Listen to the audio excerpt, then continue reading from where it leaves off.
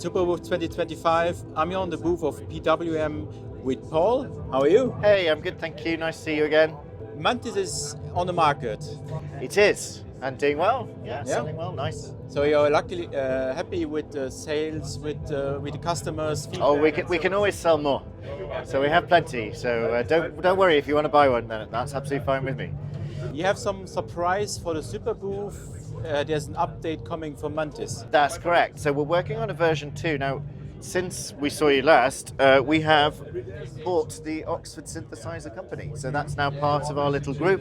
And what that allows us to do is to use some of the original OSCar stuff. So we've been looking at the waveforms of the OSCar. We've done a project where we sample them. I actually have Chris Huggett's original OSCar in my garage with Claritate Pre-X, and I've been sampling that, turning that into wavetables, and then having a look at if we could put that into here. The other approach we've taken is to analyze Chris's original assembly code and figure out how that works. So Ben's been doing a fantastic job of that, and so that we can actually generate some sounds in here the way that Chris originally did in the OSCar. So by just pressing in it really simply here, you'll hear the saw wave of the Mantis, which is very nice, but we can now, and this is only a demo firmware at this time, we will be finishing it and releasing it properly, but if you turn it around to here and give this a wiggle, now this is the emulated or the reconstructed waveform. That's the saw wave from the OSCar. Quite different, and then the recorded one, so that's a recorded saw from Chris's OSCar. You can hear it's more kind of, it's an 8-bit table. So in fact, you hear a little bit, sorry about the squealy, you hear a little bit more sort of granularity to it.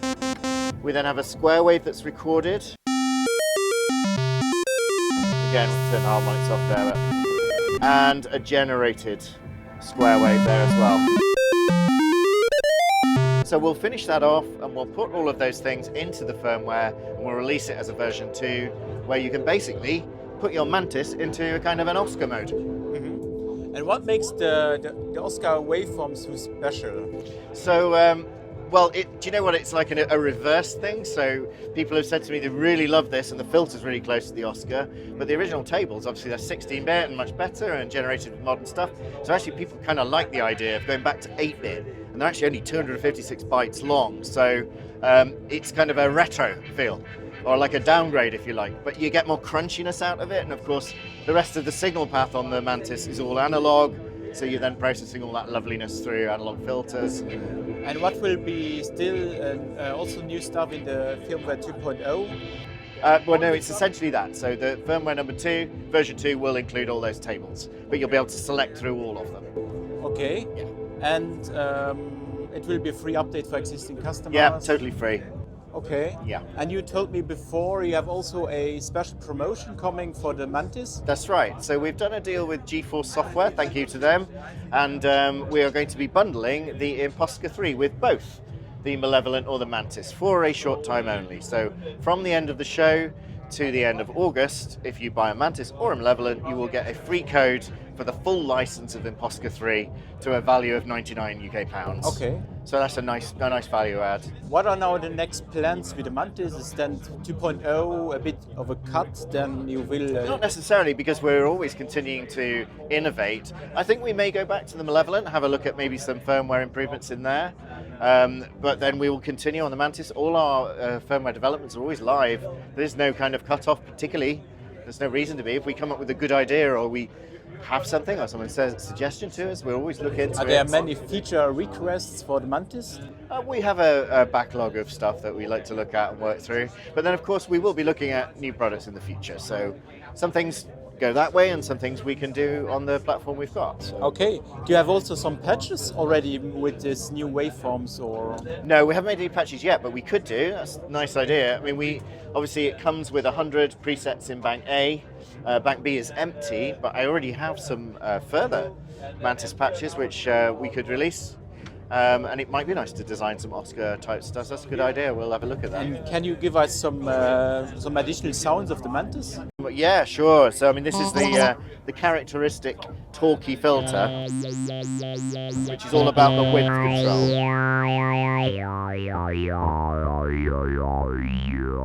And that comes about because the original OSCar and this filter is 2 peaks moving in and out.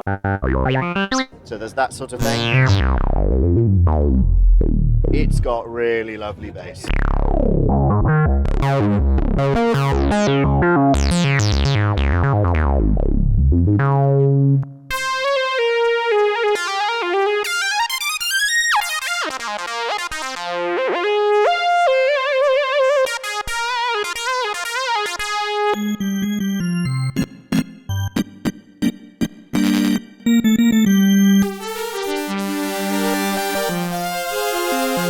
Of course, it's working in full quad mode here as well on some of the sounds. That's one of your unique features, Yes, the it quad is. mode. Yeah. That kind of evolved over time. That's something with the arpeggiator.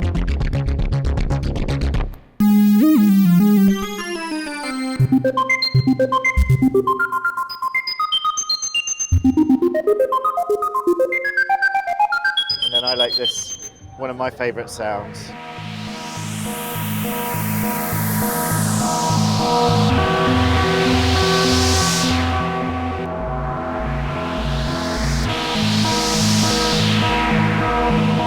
Really nice in stereo if you've got headphones on for that one. So yeah, there's a few more. And this update is coming? Should be about a month. We've got a few more samples to do and a few more waves to analyze, so something like that. Okay, thank you. Great. And the price of the Mantis is? 1,599 retail, but it's been coming down in stores, so it's pretty affordable now. I think around 1,300 maybe in stores. You have to look for your individual store, but it's in all good music stores. And plus GeForce if you buy now. And that is now included, yeah. So you just got to mail in and we'll send you a code. Okay, thank you, Paul. Brilliant, thank you. And hope to enjoy Superbooth 2025. Me too, thanks. And Good to see you. see you. Bye.